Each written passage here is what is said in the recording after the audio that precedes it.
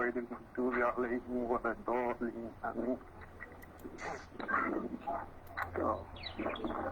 Thank you so much. Jazakallah khair. We got to the program successfully. Amin ya Rabbi. Assalamu alaikum. Wa alaikum assalam wa rahmatullahi wa barakatuh. Thank you so much for helping us with the opening prayer, Mr. Ishaq, please. Yeah, so Alhamdulillah, our speaker is with us, and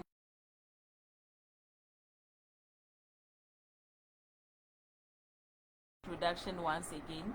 So Dr. Nasiba Tahiru, she's the director of Hayat Foundation. She's an educationist, a clinical psychologist, and a development consultant. She's married with 4 children, mashallah, tabarakallah. Okay, so at this juncture, our speaker will kickstart with her presentation, inshallah. Thank you so much. Wa alaikum salam wa rahmatullahi wa barakatuh. Thank you very much for giving us this opportunity to learn, relearn, and unlearn for the sake of our children, for the sake of Islam. May Allah facilitate khair. Last week, we started with what parenting and adolescence is. We did a discussion on importance of parenting during adolescence. We also looked at the importance of preparing your child for adolescence.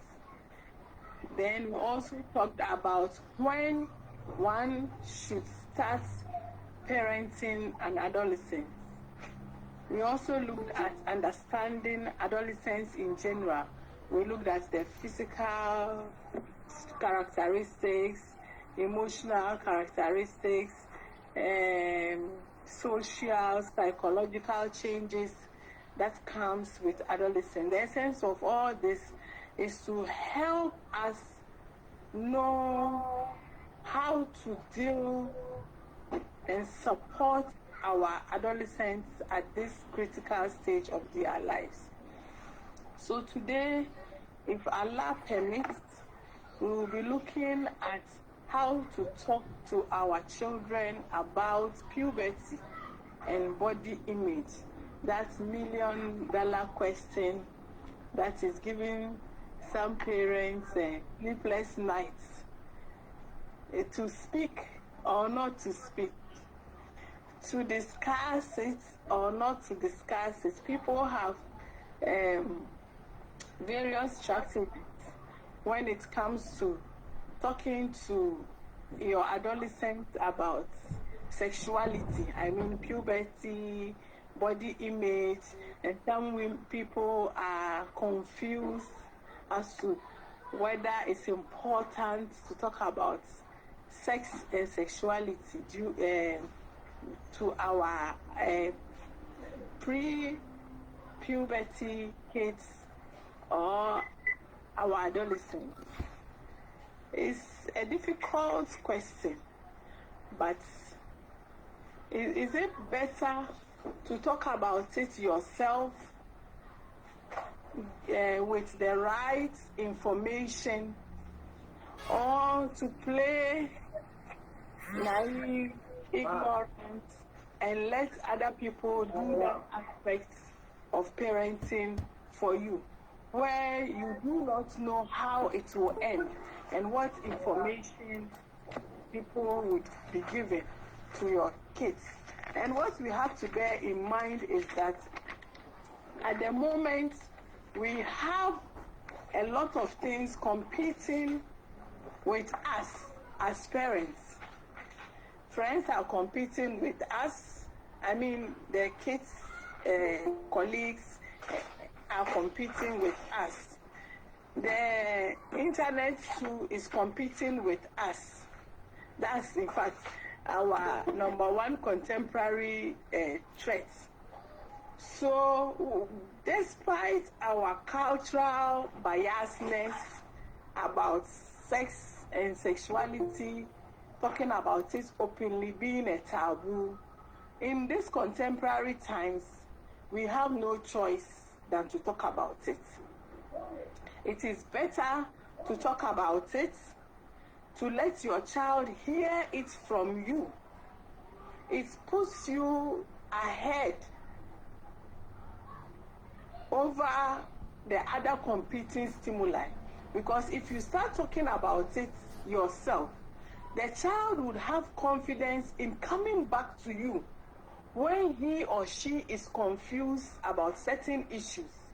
But if you do not open that window of opportunity for real talk, age-appropriate talk that is healthy for the child, that will help calm his or her anxiety, that will help reduce unnecessary curiosity, that will also help in solidarizing his or her strong foundation for identity of who he or she is. We lose that opportunity of being significant in the child's life. We may be their parents, but when it comes to influence, because of how we handle certain things, we may end up being number 3. And for some kids, their parents don't even exist when we talk about the significant people in their lives. Because of the type of relationship or the type of cards the parents spread on the table, the parents only remains a caregiver or a service provider. That's all, and nothing else. May Allah protect us and guide us all. So the issue is, how should we talk to them about puberty and body image?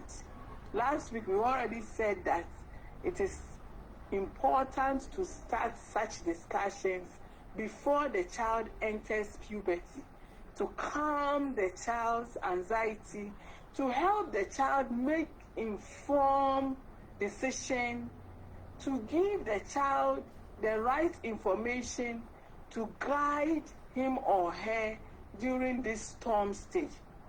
So the best time to talk about it definitely is before the stage begins.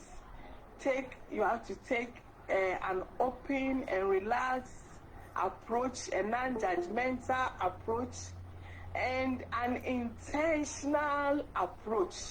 As you talk about it, you fuse in your religious values, you fuse in Islamic perspective to talking about sexuality, not just opening the floodgates and just pouring things out without guidance. Don't forget that it has to be age appropriate, it has to be informative, it has to be transformative. The most important thing during this discussion is you have to use the correct terms for the body parts. If it is the breast, you mention it's a breast. If it's the vagina, it's a vagina. If it's a penis, it's a penis. You mention it rightly to the child. And let the child understand that it is comfortable talking and knowing the various bodily parts and what they are used for. It is also important to let your child know that these bodily parts are normal. Whether the child is a boy or girl, the vagina is not a deviation of the penis. That's what some parents do, and the girl gets up feeling inferior, feels she's short of something, and she begins to wish that her vagina should have been a penis. It is a vagina because you are a female, and girls or females have vagina for a special reason, and that is what makes them women in addition to other features. You make it clear No need to be apologetic. No need to fit in, use certain funny names to call the bodily parts. The issue is that we try to wonder when we should talk about it and how we should start. You may just start an open conversation. Look for a right time when the bonding is right, when all the two of you are relaxed, that you can concentrate on the issue to be discussed. And just start by asking your child whether he or she has learned something about puberty, has been taught about puberty in school. If the previous stage of development, you got it right, you engage your children right from the toddler stage upwards, you should have taught the children the various bodily parts and why some part of her body is an aura that nobody should outside should see, why he or she should own his or her bodily parts. If you have done this discussion at the beginning, from the late toddler stage upwards, then it will just be a build-up. So it will be a continuation of a discussion in a different dimension to let her know that, okay, before then we talked about our bodily parts. Today we want to talk about it into more details, because these bodily parts, as we grow, have significant function to play. This is what this one does, this is what this does. Then now the Islamic aspect comes in. You see your vagina, you and your whole body, you are supposed, it's a holy part, the holiest part of your body. You are supposed to protect it and defend it so that nobody touches that part. The only time it becomes legitimate for another person to touch is when you are married. Are you married now? No. Then she will say, he or she will say no. Are you ready to get married now? He or she will say no. Then do not touch, or do not touch it inappropriately. Do not allow anybody to touch it, and discuss the implication of masturbation as Muslims, because as the hormones continue to blossom and flourish and become more activated in her system to ensure that those physical features we are seeing becomes prominent, the sexual aspect also comes. You let the child know that it is natural to have those emotional feelings, but it does not mean that you should exploit it sexually. When it happens, you give the child alternatives. These are what is Islamically acceptable to do. If you are having issues controlling it, come back to me. We'll talk about it and explore other opportunities, other alternatives. When you do that, the child understands that, oh, it's a normal phase.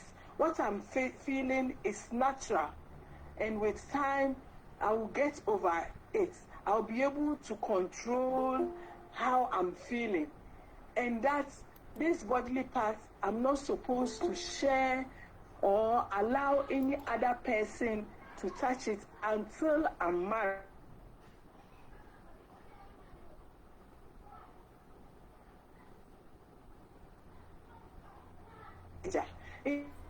It solidifies the bond, and it gives your child that feeling that you are a safe place for her to come back to if he or she is having issues.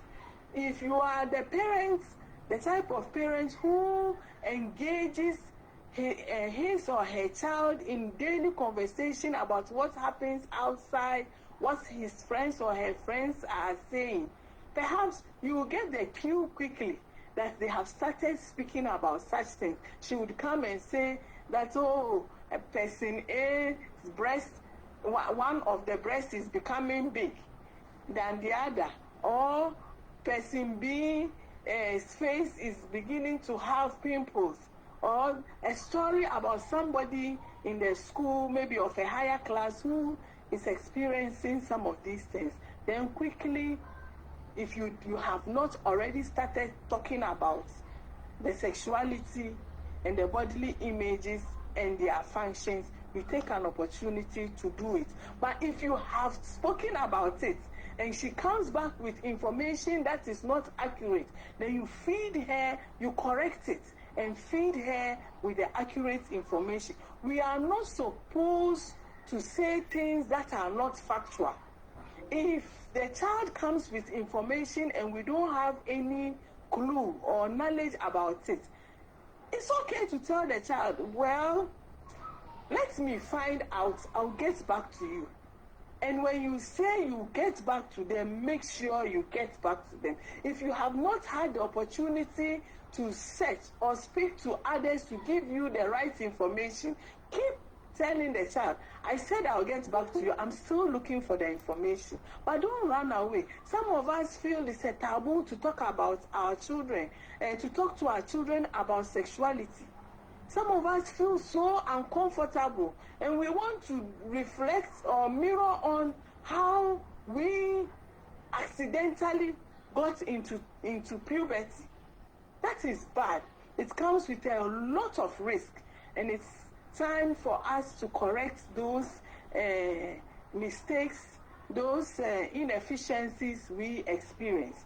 We give out the facts wholly, add religious guidance to it, so that we let them know what is halal, what is not halal, why, because of this stage, and now the physical and emotional development, why, because of these things, they have to restrict their relationship with the opposite sex. We say it correctly, factually, objectively, without withholding certain information. Don't forget, now our kids have access to internet.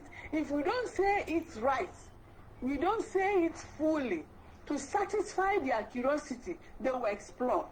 And very soon, they will sit down and be making fun of us. Ah, Mama, Pa, look at what she's saying. She doesn't know that I know. Engage them. Ask them what they know about it. If you have been able to get the right timing and feed them the information, they will come back to you when they get other contradictory information. They will come probing from you, and that gives you the power to be able to guide them, monitor them, supervise, and ensure that they go through the stage without chaos, without storm, without trial and error approach. They go with strong foundation, with a well-built identity, knowing that this is what it is, this is what I should do.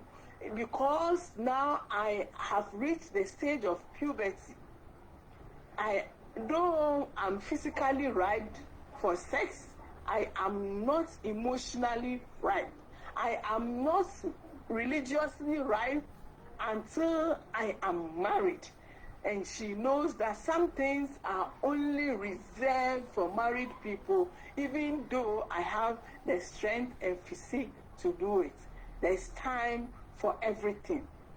A time to be married, a time for legitimate sex, a time for discipline and sexual restraint till the appropriate time. When we do this and we do not behave like some of our grandparents did, no mentioning of private parts, no mentioning about sex, and it adds up to the child's curiosity to explore, and that's where the friends and the media would come in. So now that we have spoken to them about our their sexuality, the implication of menstruating, the implication of having all these physical features, the challenges they will be facing.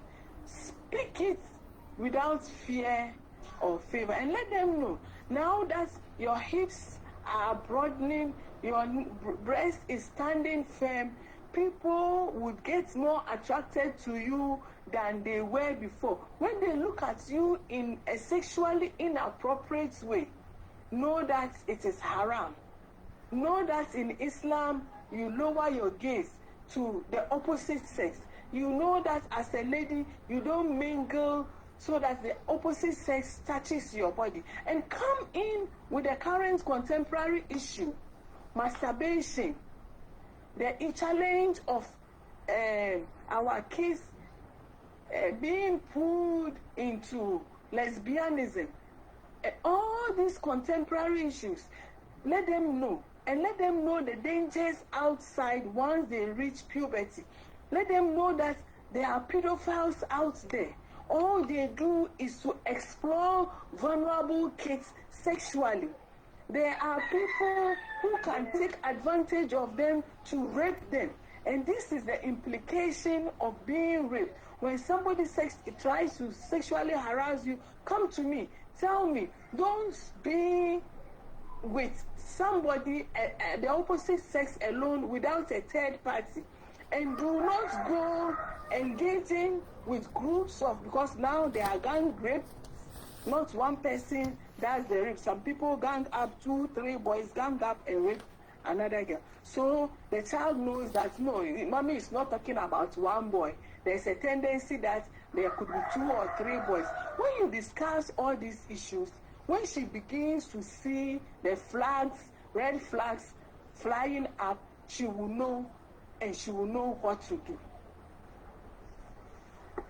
Then constantly, this issue is not a one-off issue. It is a discussion that should be ongoing, and constantly keep reverting back to the child to get understanding of how he or she is faring, how he or she is using the information, what other information has he or she picked, and how you can help him or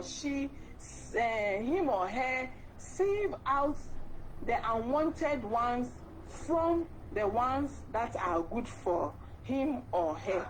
So these are some of the things that we can do to discuss sexuality effectively. Now that we have a phone, what we can do is that we can pick some of the few topics with pictures to talk to our kids. Sometimes it's so painful when you are talking to sexually abused kids to know that some people just preyed on their innocence and ignorance.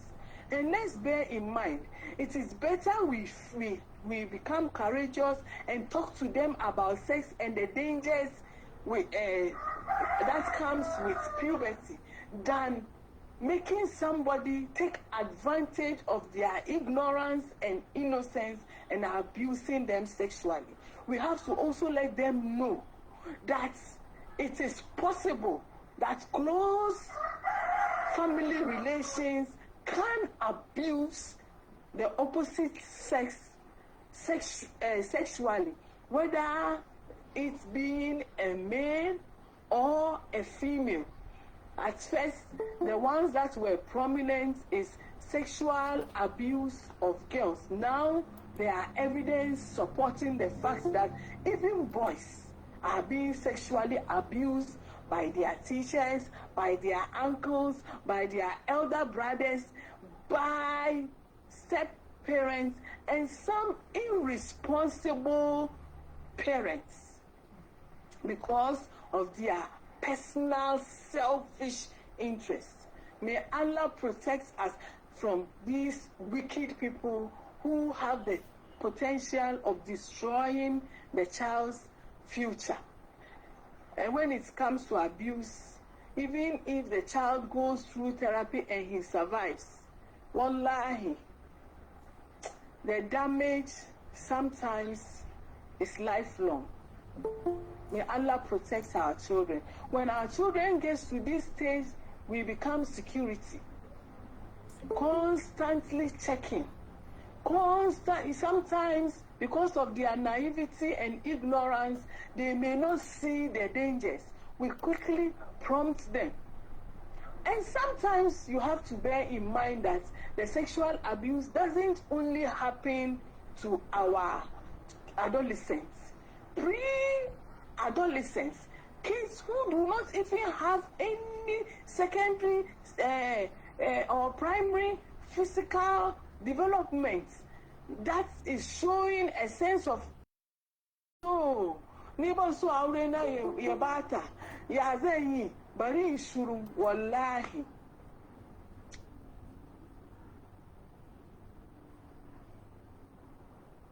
Then Allah protect us. May Allah protect us. As you do the physical surveillance, please do the spiritual surveillance as well. Constantly put your children under Allah's protection. Pray for them. Pray for your spouse, because we are all human beings and sometimes we can be weak. Don't sit down and say that, oh, it was a shaitan. It is one of. When the person tries it once and he succeeds, there's a tendency that he or she will try it again. Children who have gone through abuse and has come to us, evidence shows that it wasn't the first time. It had happened before, and perhaps there had been several attempts, and spouses had seen some of the red flags but refused to see. Don't say that, oh, my husband, he can't do that. If your child is explaining, listen to the child, put your ear on the ground, and let's try to avoid the opposite sex handling our kids, whether it's the uncle, the father, now boys are also being sexually exploited. So if it's a boy, when it comes to cleaning him or her, let the father clean. If he's grown to a level that he's aware of his sexuality, guide him to clean. Don't clean it yourself, so that washing his private parts does not become sexually arousing for him, for wrong signal to be sent. Once they begin to appreciate their sexuality, please, let's give them privacy. Let them understand that we both need privacy. When the child is in the bathroom, don't just enter. No, wait for the child to finish to come out before you, and don't say that he's your child. Then you stand in front of the child naked and you are dressing up, or you are bathing. Or if he's bathing, you enter. Let's give each other privacy. It's very, very important. Now that we have been able to speak to our children about sexuality, how do we prepare them? What practical approach can we use to prepare our children to embrace and equip them to face the challenges that this stage might come with? We want to share some practical approach. The essence of this practical approach ultimately is to give them a strong sense of identity, give them confidence, give them the ability to have control over their body and who touches their body, and then ultimately to strengthen the bond between us and them. With practical approach, social practical approach to preparing our children for adolescence, the first step is to encourage open communication and active listening. We speak with our child. We allow our child to also speak. We don't just get up and rattle things. You listen. Don't don't give any response. Say, mommy, I have heard. No. If you say something to your child, let the child say it in his own understanding, so that you'll be able to know whether the child understood what you said or not. Then let him analyze whatever you have said. Discuss it. Give the child a listening ear and see how the child is perceiving what you have said. Then you foster a sense of belonging by involving him or her in decision making, involving him or her in social activities that are age appropriate, by involving him or her with community services that are age appropriate, to help the child develop a sense of responsibility. Then you also try to help the child develop skills of conflict resolution, problem solving, and self-expression.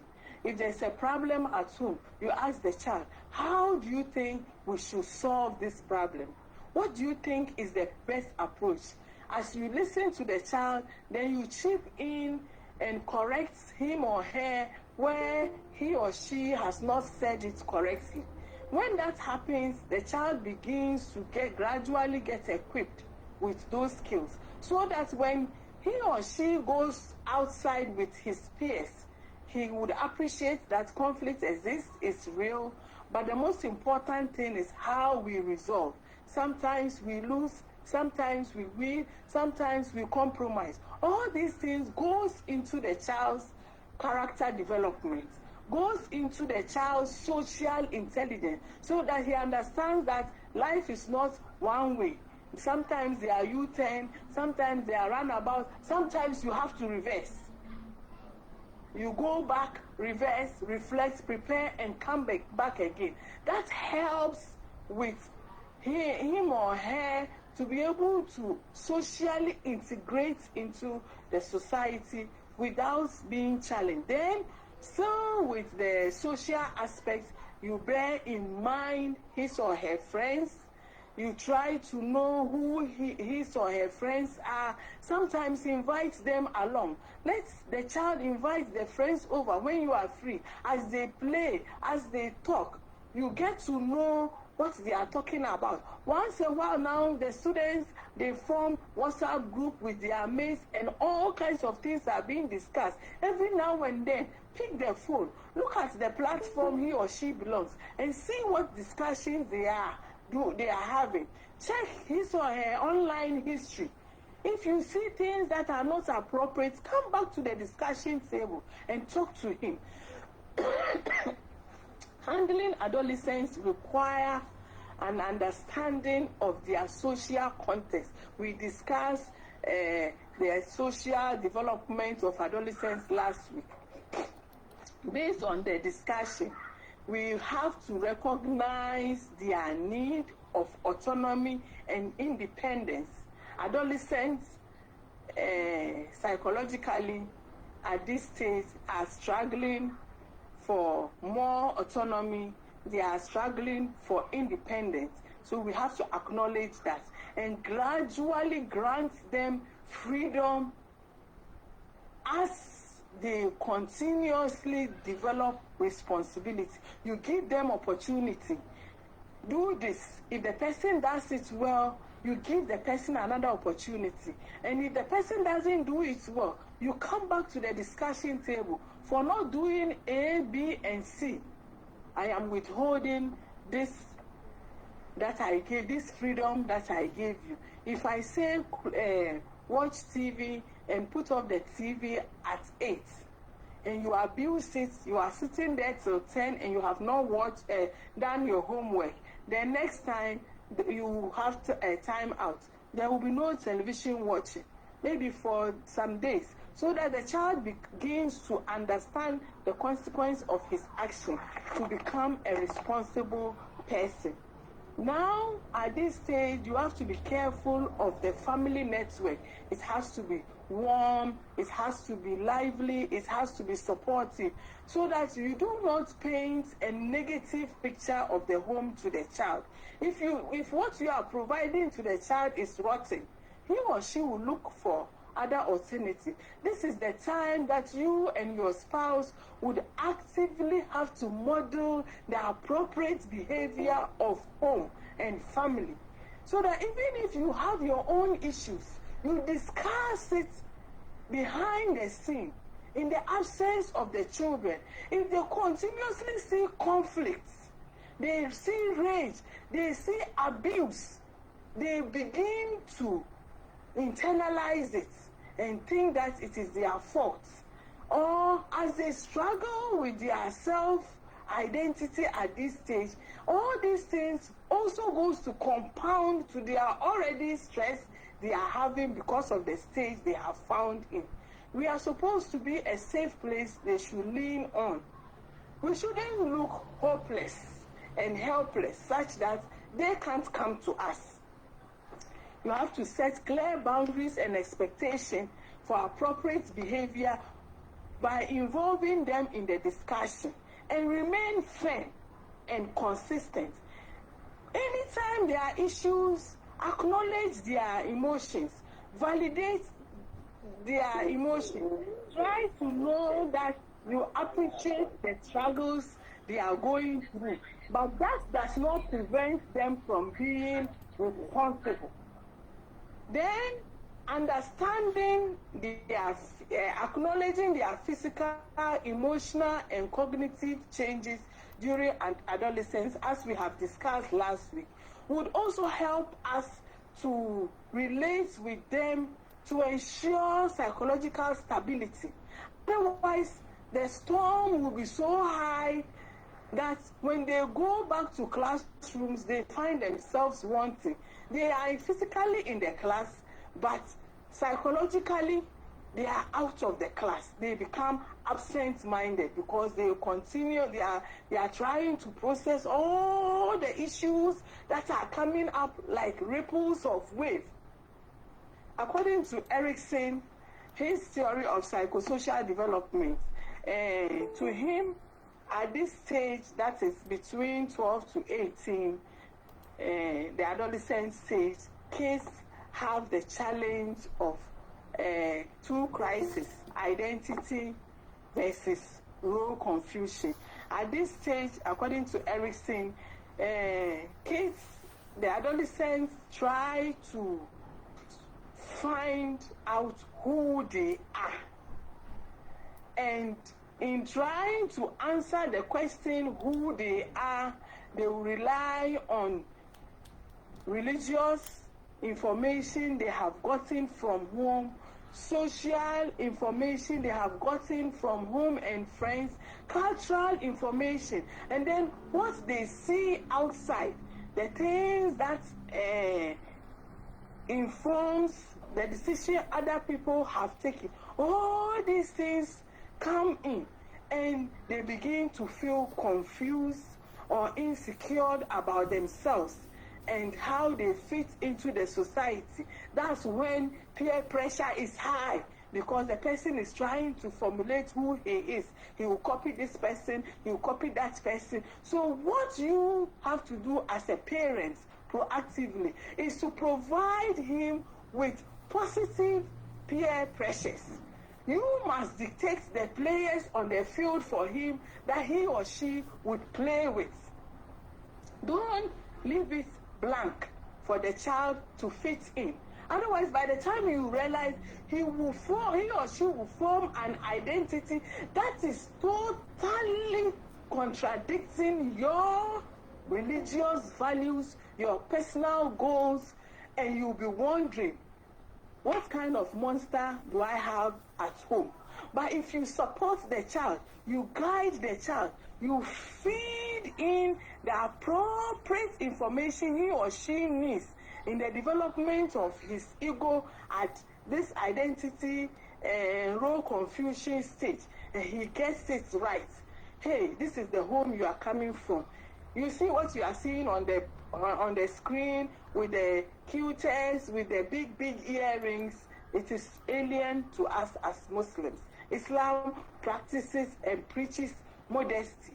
This thing cannot be allowed by our family values because we are Muslim. So that the person goes out with that spectacles to see in what is right and what is wrong in adding up to form his or her identity. Identity formation is like the child looking for various soils, mixing it up and molding himself. So you must be proactive by providing the child with the appropriate raw materials that are in line with your cultural values, that are in line with your religious values. Then you see there's a whole sheikh.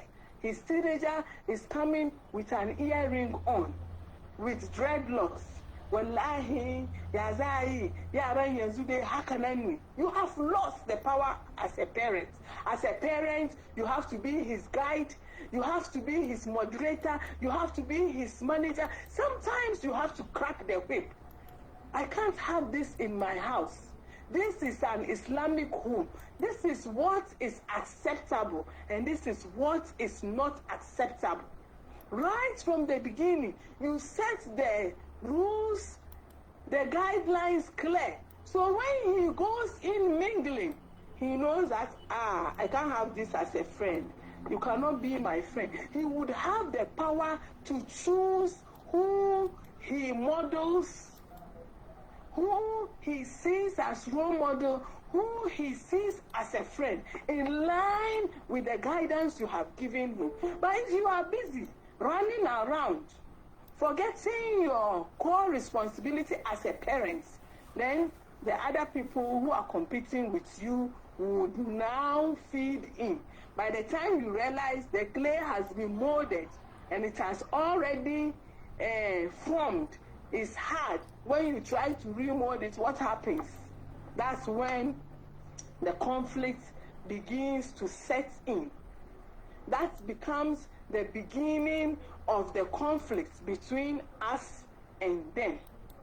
So after understanding the psychological implication of identity crisis, we have to provide the children with a stable environment. We have to teach them responsibility. We have to teach them thinking before acting.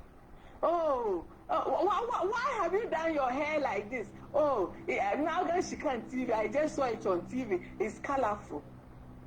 Did you think about it? Have you thought about the implication of the hair you have done? Have you asked yourself whether this hair you have done is halal or haram? We prompt them. We ask them to be reflective, not just spontaneous in their action. If we put them on their toes constantly like that, even when they are out, by their guidance, they know Allah is watching them, even if their parents do not see them, even if their teacher does not see them, Allah is everywhere. Then the second glass of no, this one is not acceptable in Islam, would help them gather that skill to think about what they want to do before they act. Once the adolescents gather that skills, it helps them avoid attitudes that are risky, that are spontaneous, that might make them fall, and it decreases their risk-taking behaviors. Above all, as Muslims, we parents are guides and mentors to our children. We have to intensify the tarbiyah at this stage and give them religiously charged, supportive, and spiritually charged environment for their emotional growth, to feed in their superego, so that when they are about to make decisions, they will always fall on the religious guidance which you have fed them in to make their decision. Aside this, You teach them, aside teaching them the values of Islam, teaching them Quran, because the Quran to us is a source of guidance. Then above all, we ourselves should be the mirror the child should be seeing. What we are teaching them, let's practice. We shouldn't be the ones who will be called takuluna ma la taf'alun. We must practice what we preach. Don't say, do as I say, don't do as I do. If it is not right, we do not do it. We don't do it in front of them. Then we emphasize on the character development by we ourselves being examples. If we become the examples, instilling virtues of honesty, compassion, responsibility becomes easy, because the child has grown up seeing us do. And every time that there is conflict, we come back and let us together with them refer to the religious scriptures. What does the Quran say? What does the Hadith say? Let's discuss it, so that it doesn't look like you are using your power as a parent to put down rules and regulations. The child understands that no, this is what Islam said. I even read, and I and mom discussed it, or I and dad discussed it. Don't forget that every child is unique, and a balanced, eclectic approach, putting in social, Islamic, psychological, all fields to help tailor your parenting to ensure that the child gets the needed attention he needs to be a responsible, a spiritual adult is very, very key. Before I close down the curtain to today's discussion, some parents would ask, when there are challenges and conflicts, what do we do? First and foremost, if it is a conflict that cannot wait till tomorrow, like a snake entering your house, you deal with it right there. If it is the type of conflict that is a lizard or a spider that can take time, you deal with it at the appropriate time. If it is a very terrible one, you put it right there to the person. What you have done is not right. And express your anger. And let the child know that you are angry because of his behavior, not because you hate the child. And if it requires punishment, let's use punishments that are productive, punishments that are corrective, not punishments that are detrimental to the psychological and physical well-being. We try to manage some of the conflicts by acknowledging the fact that these excesses are bound to happen because they are teenagers. Then we use the Islamic principle of guidance and compassion. Try to empathize with them. Don't put in too many rules and be too strict such that the child becomes a slave to his own home. Let the person understand that, hey, this one is part of character molding. I don't be the abusive parents who always want to use his power on the child. If you begin to do that, the child will create a wall between you and him or her. And when it's time for you to need the child will not be there for you, because you have shown to the child that because I am feeding you, I'm paying the bills, whatever I say is final. If you do that, when the child begins to develop independence and he can pay his own bill, he can get some few coins, you lose your power. So it has to be constructive guidance, constructive punishment, constructive understanding, and sometimes negotiation. As a parent, you don't have to win all the time. You should be ready to compromise a little for there to be peace. Of what use it is for you to use a sledgehammer to break your most expensive glass table simply because of a mosquito. Let's try and have this balance. Even when there's a conflict, let's listen to the children. Let's understand the rationale behind their behavior and explain the consequence of the behavior they have exhibited. And when the problem is finished, we move on. Don't keep it again and use that spectacles to be looking at the child. Last week, this is what you did. Then we develop self-fulfilling prophecy. Always setting traps for our children to fall. Some of the parents, we are capable of doing these issues. Because the child has made a mistake. If he has stolen your 10 cedi, then you have resolved that issue. He says he's not taking.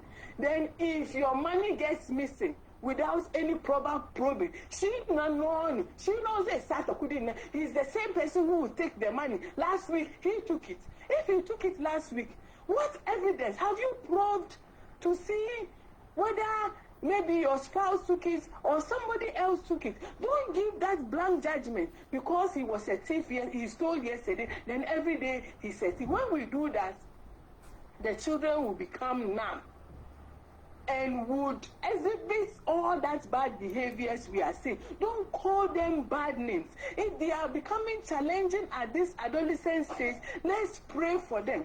Let's wake them up at dawn. Pray with them. Hafsa, this thing you are doing, it will destroy you. It will destroy your future. It will destroy me. But Allah has the ultimate power of guidance.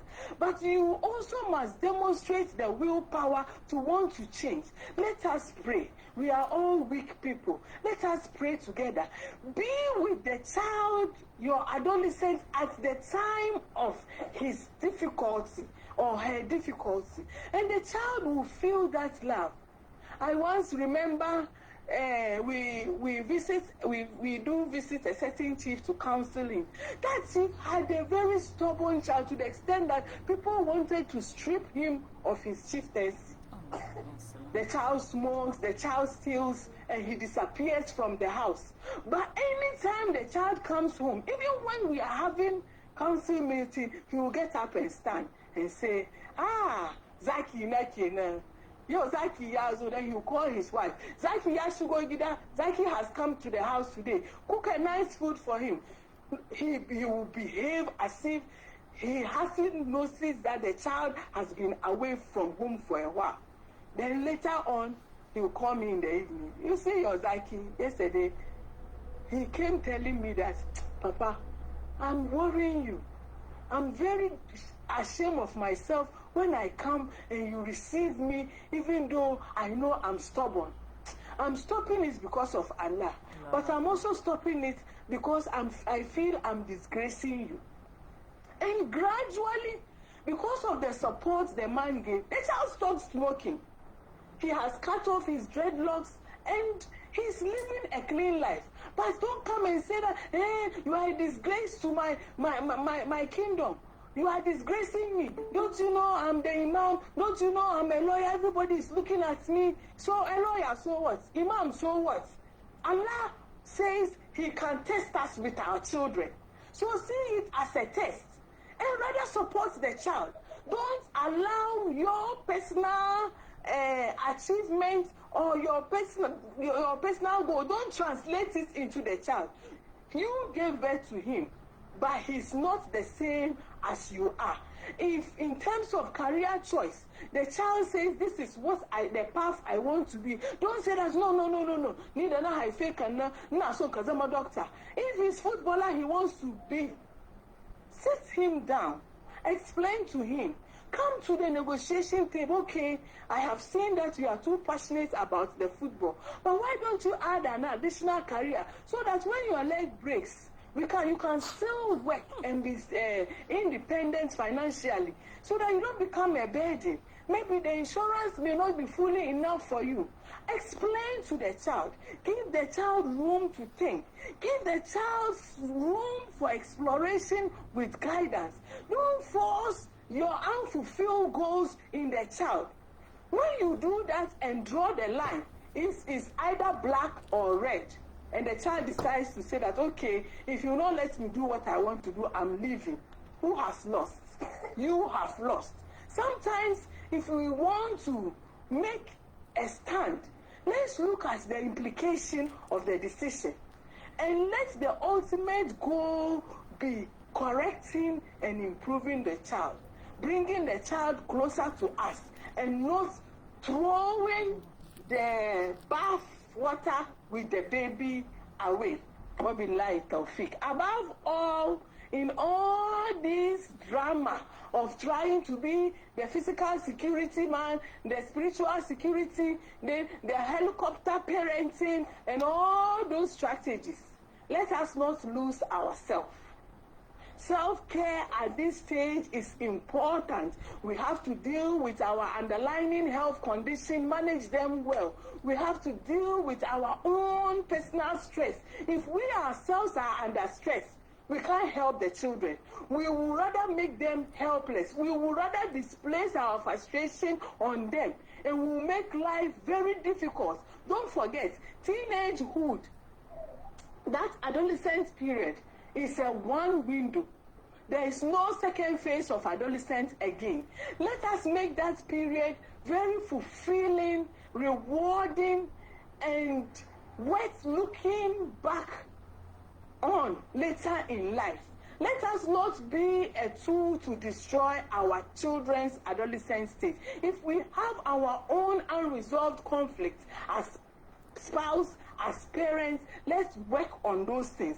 Let's take care of our physical health, our emotional health, our spiritual health. Let's find time to relax and rest and regain a rejuvenated, revitalized energy to face and be available for our children.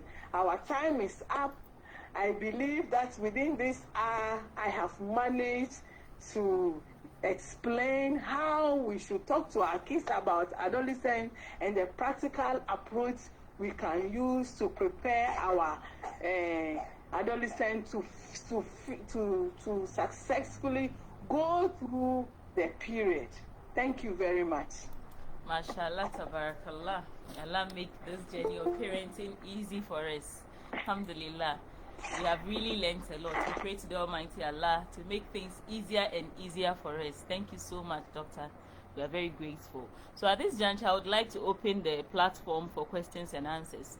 If you do have any question, you can send it to the message session so that we can read it out and Doctor will address it, inshallah.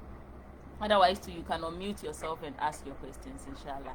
I also have two here, but I'll give the platform to the audience to ask, inshallah. Mashallah. Mashallah, well done. Thank you so much, Ma. We have really been enlightened. Okay. These are comments in the session. So this is Purposeful Parenting Hub of the Procon Center, and we have sessions every weekend, that is Saturday or Sundays. So inshallah, if you are not on our platform, you can tap the link, that's the WhatsApp link or the Telegram link that has been sent to the message session to join our platform, inshallah. Yeah. So please, if you have any question, you can unmute yourself and speak. I see Mr. Abdurrahim, Sister Layla Abdurrahim. You can unmute yourself and speak. Thank you.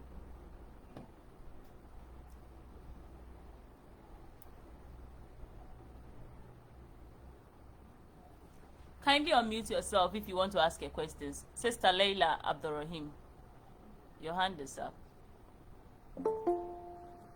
Okay, Sister Wasila, you can unmute yourself and ask your question.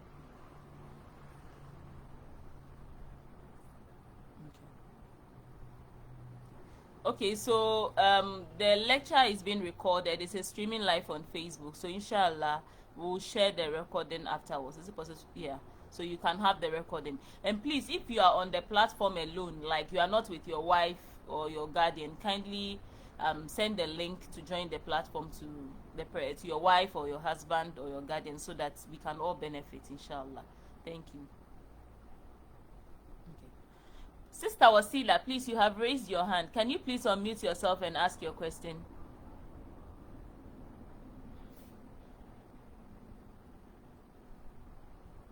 Okay, Doc, let me ask mine. Wow.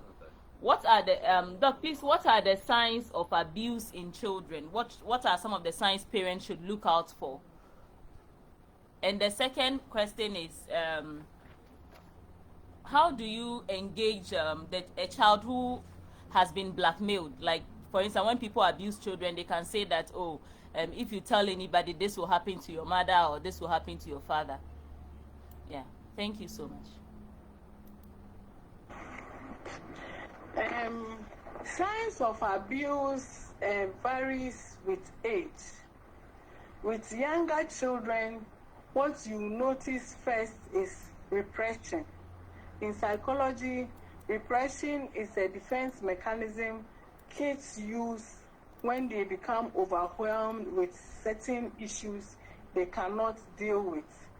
Repression means going back to mastered skills. So if the child, for example, has mastered waking up at night to urinate, he's mastered bedwetting, then you see that all of a sudden he starts wee-weeing again. He starts bedwetting. Then the child, you see that the child quells out, he quells in. If the child is the bubbly, exciting type, likes talking, then the child begins to show opposite behavior. The child becomes withdrawn. He feels as if he's terrified. You see terror in the child's face. Or selective mutism. The child who usually talks now cannot talk again. Or only talks in the presence of others. He feels safe. Then another sign you see is that the child begins to cling on to people excessively, to people he feels comfortable around. And anytime he or she finds himself being separated by that person he feels comfortable with, he or she exhibits separation anxiety. He will throw over bloated tantrums because the other person he or she feels safe with is going away.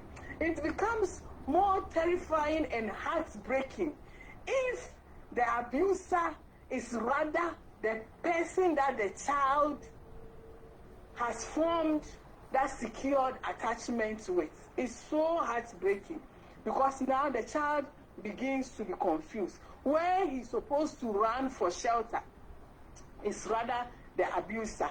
So you see that anytime the child sees that person, you see in the child's eye that there is fright and panic. And some children, they may fall sick without any medical reason, just to get other people around him or her. When you send the child to the hospital, he's fine. The doctor will say, oh, there's nothing wrong with the child. When he comes back, he begins to experience the sickness again. Then, with the physical characteristics, you would see that anytime you try to touch his or her genitalia, the child doesn't want you to touch. If you are the one who bars the child begins to behave as if the place hurts. If you begin to see signs of repression, signs of separation anxiety, signs of sickness without any medical condition, signs of fright in the child, then you should know that there's an element of abuse. But with older ones, some of them may run away from the home.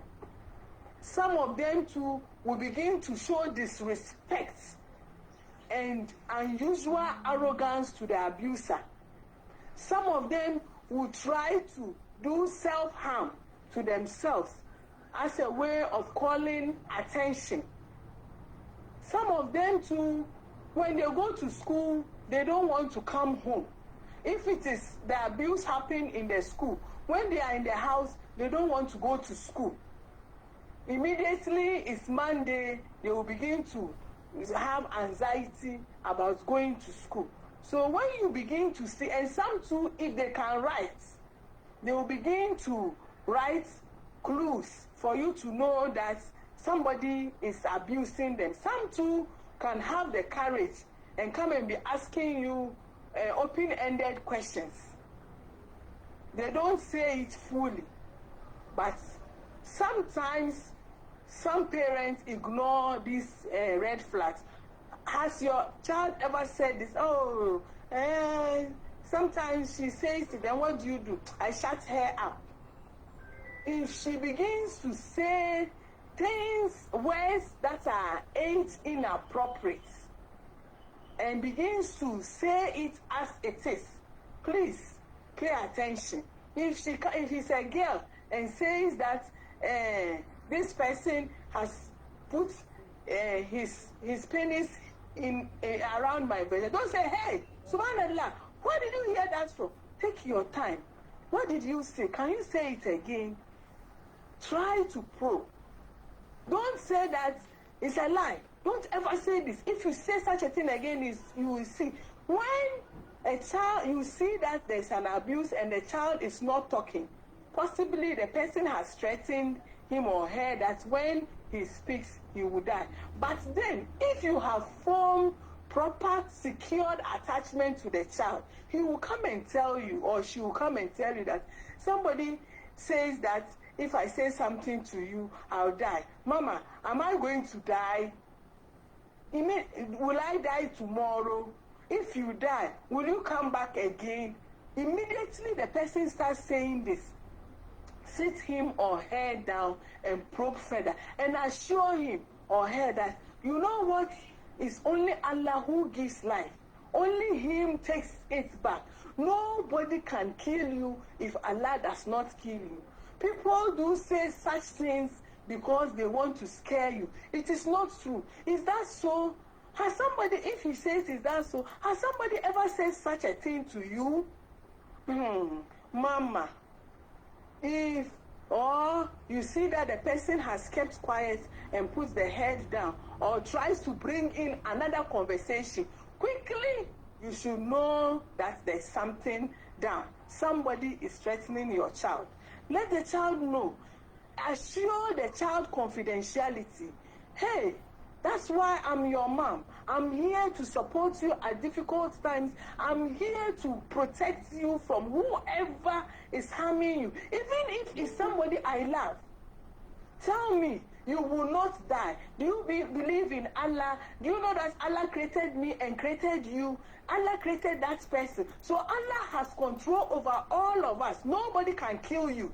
Tell me. And when the child says it, please, let's respect our children's trust. Let's ensure confidentiality. We shouldn't expose our children. Somebody will now drag the child. Hey, my child said you did this to the person. If you do that, next time the child will not come and say anything to you. Hear it, package it nicely, assure the child of your trust. If the child requires medical attention, go and deal with that. Then now you approach the person head on. Find appropriate mechanism to deal with that person. If it is a complaint you have to send to the family, you send. If you have to report if it's a sexual abuse, please, let's not cover up. We do that and foster pedophiles in our homes. We do that and reinforce abuses in our homes. He has done that to child A. We don't want to talk about it. It's a disgrace to our family. Then we will brush it away and rather make the child look nonsense. Tomorrow it will reinforce his attitude and he will do that to another person. By the time we get to know that he has harmed a lot of girls in the house, if it is a bad character, we have to name and shame, and sometimes we have to let them bear the consequence of their behavior. Report them to the police. Don't say that he's my niece, he's my nephew, he's my husband. Report them so that we protect these children from these abusers and pedophiles who are pestering around the house and destroying our children's innocence. When a child is violated sexually, it is like an egg that has been cracked and broken. The repair is difficult and the damage is lifelong. It goes ahead to affect the child's later life in terms of relationship during early adulthood and late adulthood. These issues continue to haunt the child as he or she faces the crisis of early adulthood and late adulthood. Thank you very much. Assalamu alaikum. Wa alaikum salam, my sister. Please, how do we deal with an adolescent who is bedwetting? Well, that's one. First, you have to address it medically. Second, you address it socially and psychologically. With the medical aspect, you send the child for assessment. But on your own, you monitor his or her feeding in the evening. You ensure that he or she minimizes the intake of fluid and give the person constant schedule for urination. Before the child sleeps, you let the child go to empty the bladder. In the middle of if it even requires setting an alarm, after 4 hours, you let the child go back again. When you do this and encourage the child, he or she would see the need to wake up. If he doesn't wake up when the time is up, you wake the person up. You are supposed to support the child to ensure that he comes, he grows out of it. Some people bedwet for a long time. After some time, they get over it. Some people too, up to early adulthood, they still bedwet. We have people who go to university and they are bedwetting. You have to go and check whether the person has a urinary tract infection or other secondary infections that are manifesting in that way. Or maybe the child too is being abused and it's a repressive defense mechanism he's showing. So you have to take an eclectic approach, investigate, then support the child by giving him or her washroom time at regular intervals. After some time, the brain gets used to that time and he or she will be waking up. Then look at the diet too. And I believe that when you put all this together with the help of the screening out the fact that there is no possible underlying medical condition, the child will be fine. Thank you very much. Mashallah, tabarakallah. Thank you so much, Dr. Nasiba. Allah reward you greatly. We see a lot of hand up. Please, if you have a question, you can unmute yourself. Read Islam. Kindly unmute yourself and ask your question. Read Islam books. Kindly unmute yourself and ask your question. Thank you. Hello, assalamu alaikum. Wa alaikum salam. Nasiba, congratulations. You are doing a real man's job. You remind me of Dr. Abia. That's a kind of big sister. Yeah, the program is interesting. And maybe another time, I have a question. Maybe we may have to address that one another time. This issue about abuse, especially for girls, is very rife in their homes. And one factor I've noticed is the way our homes are designed. We design them like the Western homes, self-contained. Sometimes people share washrooms and all. And we also have this culture of people, sometimes you adopt other people to come and live in your young men, and that's, and then maybe your children are daughters, but little girls. These are real issues, and we have to talk about it properly another time, because the design of the home, I've noticed, is a factor. And how strict the rules are in the house and what you should do and not do to prevent mistakes. Because sometimes the abusers are just teenage boys who are doing an experiment, or teenage girls who are doing an experiment. So I think that's a very important topic, and perhaps we may have to look at it fully another time. Thank you. Assalamu alaikum.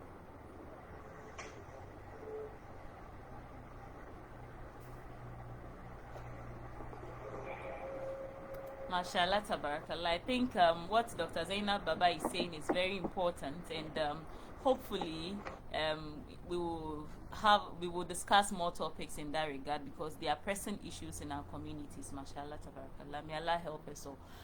Please, I see Hajia Sharifa. Well, kindly unmute yourself and ask your question.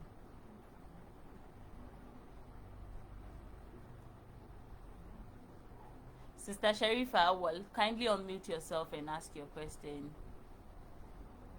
Okay. If Mr. Moro Nuhu, kindly unmute yourself and ask your question.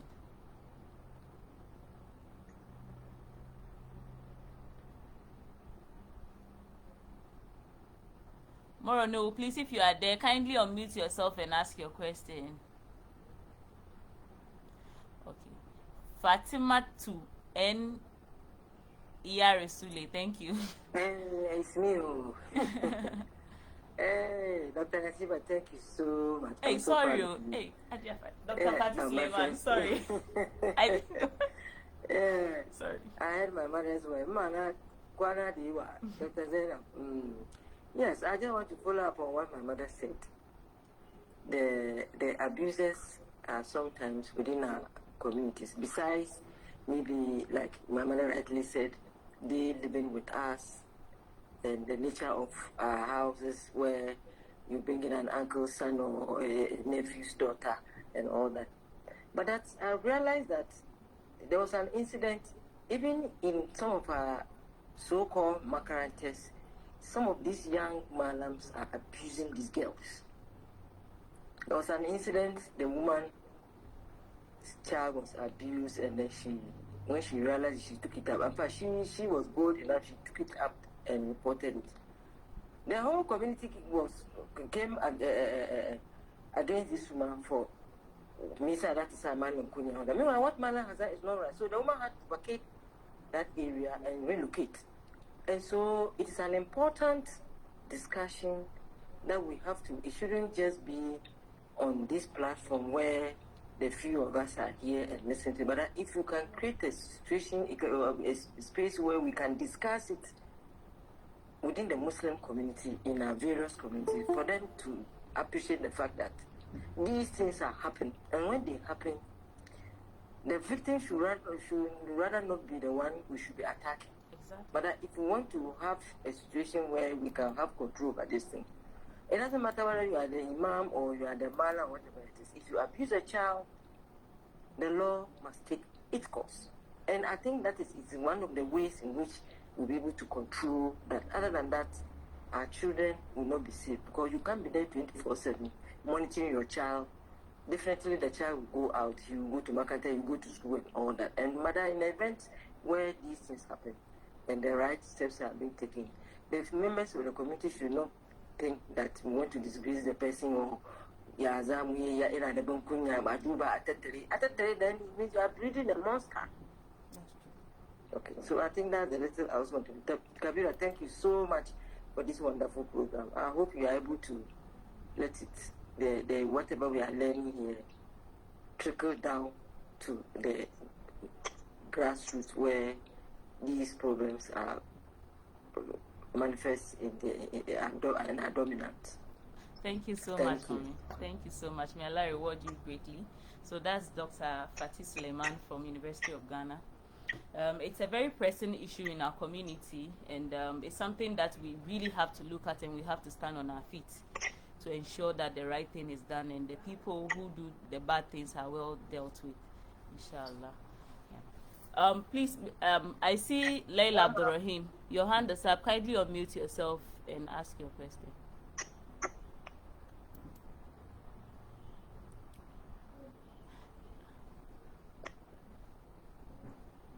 Sharifa to Awal, please, if you want to ask a question, you can unmute yourself. Okay. Sani Fati, kindly unmute yourself and ask your question.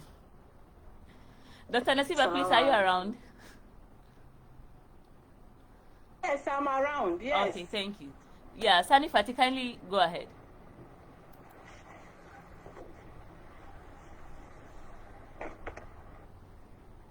Assalamu alaikum. Walaikum salam. Walaikum salam wa barakatuh. Please go ahead. Please, to add on to what the doctor said, you see, the abusers, they are the people that we know, our teachers, our imams, our malams, and the people that we trust. So this one, I'm encouraging all parents to have time for our kids. Now, the phone, the internet has taken all our duties. We don't have time for our kids. We don't chat with them. We don't communicate with them. We don't even ask them about their friends in school. It's a whole lot. And then as parents, what we should do more is we should pray more for our kids, because we are not with them 24/7. They will be going to school. They will be going to Makaranta. They will be meeting a whole lot of different people from different backgrounds. So I encourage all mothers to pray for their children. Assalamu alaikum. Wa alaikum salam wa barakatuh. This is very important. Thank you so much. Thank you.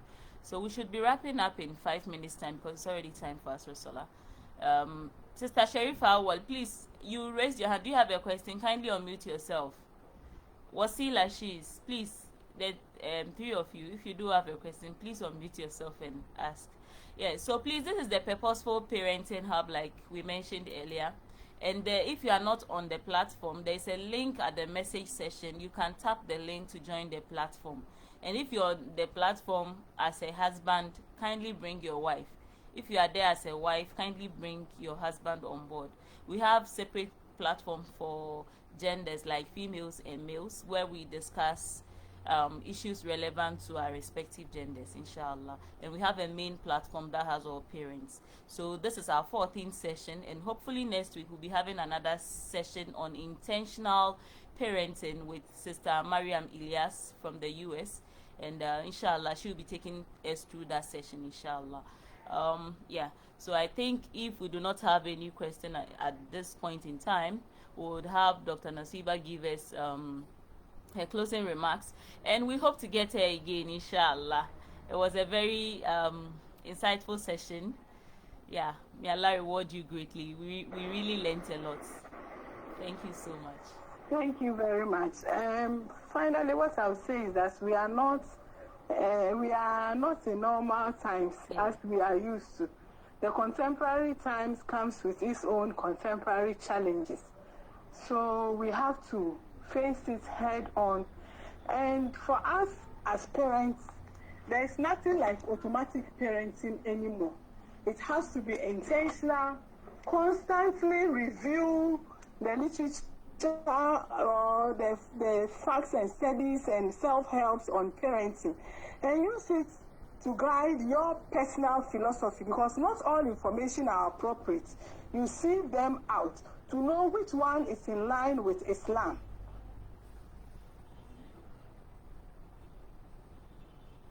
Challenges. Please consult people you think are resourceful enough to help you. It doesn't mean you have failed as a parent. It is okay for you to be overwhelmed with your parental issues and get the courage to seek help from another person. It doesn't mean you are a bad parent or a weak parent. And if we have children who are difficult kids, let us acknowledge their uniqueness and support them through that stage by protecting their dignity, not shaming them and exposing them to all kinds of dangers, all in the name of wanting to and abuse. And let us ultimately use the guidelines of the Prophet Muhammad sallallahu alaihi wasallam, who is the best example for us to emulate. If you are in doubt, refer to the Quran. If you are in doubt, refer to the Quran. And prayers help a lot. As you pray for your personal success, pray for your family, pray for your kids, pray for your marriage, pray for the difficult ones. Keep persisting in prayers.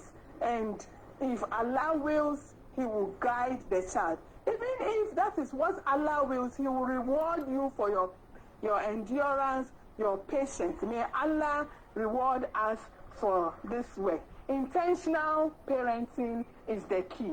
Thank you very much. Mashallah tabarakallah. Mashallah tabarakallah. May Allah reward you greatly. So inshallah we'll be taking our closing prayer.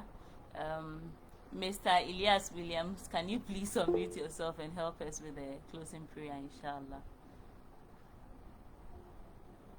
Oh, okay.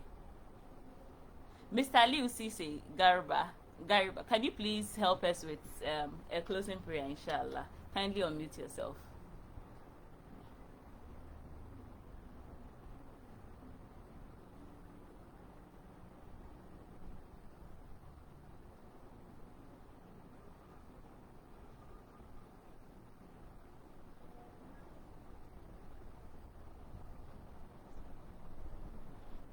Salaam alaikum. Please, we need a volunteer to help us with closing prayer.